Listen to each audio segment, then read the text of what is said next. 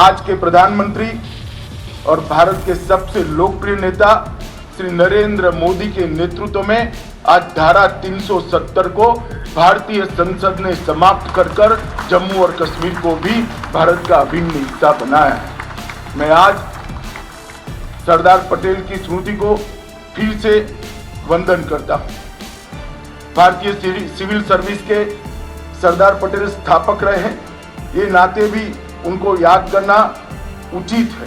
श्री सरदार पटेल ने civil servant को राष्ट्रीय हितों का रक्षक बताया और साथ अर्थ में भारतीय सिविल सर्वेंट भारत के और भारत की प्रजा के राष्ट्रीय हितों के रक्षक। हमारे संविधान के अंदर दो हिस्सों में देश के एडमिनिस्ट्रेशन को बांटा है। एक चुने हुए प्रतिनिधि संसद और विधानमंडलों के अंदर नीतियों का और कानूनों का निर्माण करते हैं और दूसरा भारतीय सिविल सेवा के सभी अफसर उन नीतियों को नीचे तक पहुंचाने का काम करते हैं। और आज जब ऑल इंडिया सिविल सर्विस को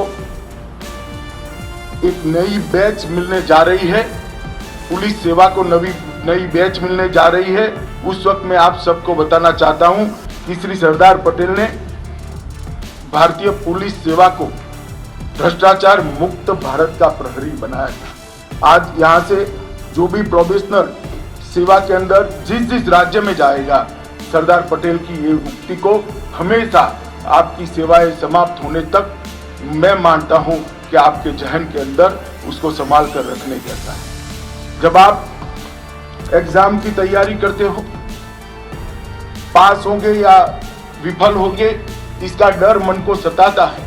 उस वक्त लक्ष्य होता है कि कुछ भी कर ये एग्जाम के अंदर हम पास हो और भारतीय सिविल सेवा को हम ज्वाइन करें। और आज आप आईपीएस अफसर बनकर जा रहे हैं, उस वक्त मैं आपको कहना चाहता हूं कि आपका लक्ष्य समाप्त नहीं हुआ है। लक्ष्य की पूर्ति का रास्ता आज से शुरू हो रहा है। आज से आप आपके लक्ष्य की ओर बढ़ना आगे, क्योंकि सिविल सेवा में और पुलिस सेवा में लक्ष्य एक सामान्य परिवार से अफसर बनना नहीं हो सकता। हमारा लक्ष्य ये महान देश को दुनिया में उसके गौरवशाली स्थान पर पहुंचाना हो सकता है और एक गौरवशाली स्थान पर पहुंचाने के लिए आपका अमूल्य योगदान, इसके बगैर ये देश उसके गौरवशाली स्थान पर दुनिया को प्राप्त नहीं कर सकता। और लक्ष्य सिद्धि के लिए आने वाले दिनों में आपको कठोर परिश्रम और कई परीक्षाएं भी देनी होगी। बहुत सारी दिक्कतें भी आएगी, बहुत सारे मौके ऐसे आएंगे जब आपको प्रतिज्ञा को याद कर मन को दृढ़ करना पड़ेगा, कदमों को स्थिर रास्ते पर चलाना पड़ेगा। मैं आपको याद दिलाना चाहता हूं कि अभी आपको यहाँ जो प्रतिज्ञा दी गई है, वो प्रतिज्ञा जब तक आपकी सेवा समाप्त नहीं होती, हर रोज सुबह एक बार वो प्रतिज्ञा का उच्चारण आपको एक अच्छा अफसर बनने के लिए हमेशा मदद करेगा। हमारा लक्ष्य इतना छोटा नहीं हो सकता कि सुख भरी जिंदगी हमारा लक्ष्य। मैंने कल थोड़ी जानकारी लेने का प्रयास किया था कि जो प्रोबेशनर यहाँ से जा रहे हैं उनका बैकग्राउंड क्या है। ज्यादातर प्रोबेशनर मध्यम वर्ग के और गरीब वर्ग से निकलकर आज इतनी उच्च शिखर पर पहुंचे।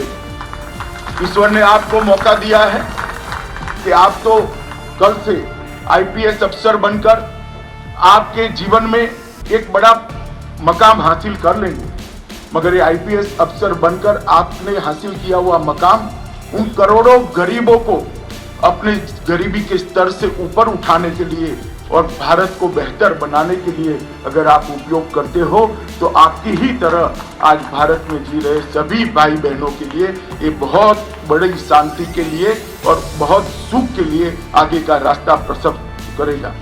समृद्ध, शिक्षित, सुरक्षित भारत हमारा लक्ष्य होना चाहिए। व्यक्ति का सुख हमारा लक्ष्य होना चाहिए।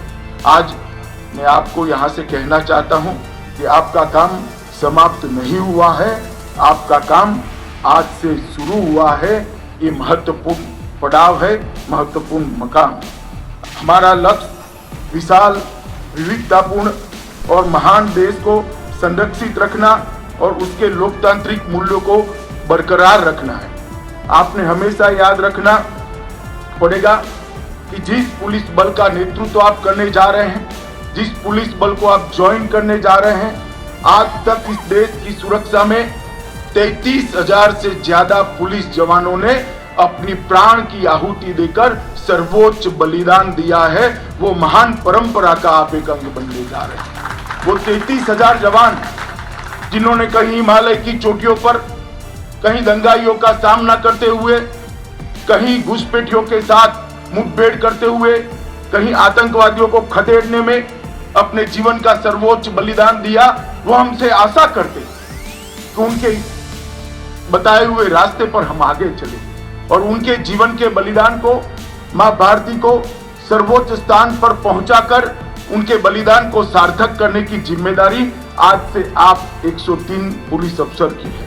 आपको सदैव एक टीम के लीडर बनना होगा, तभी जाकर आप सफलता के साथ काम कर पाएंगे। आपकी टीम के अंदर आपको विश्वास जगाना पड़ेगा और ये विश्वास आचरण से ही जग सकता है। विश्वास कभी शब्दों से नहीं जग सकता। आपका आचरण ही ऐसा हो जिसको देखकर आपकी टीम को आपकी लीडरशिप पर, आपके नेतृत्व पर विश्वास जगे और उनके भी आचरण के अंदर वही गुण आए जो आप यहाँ दीक्षांत परेड के बाद लेकर जाने वाले हैं।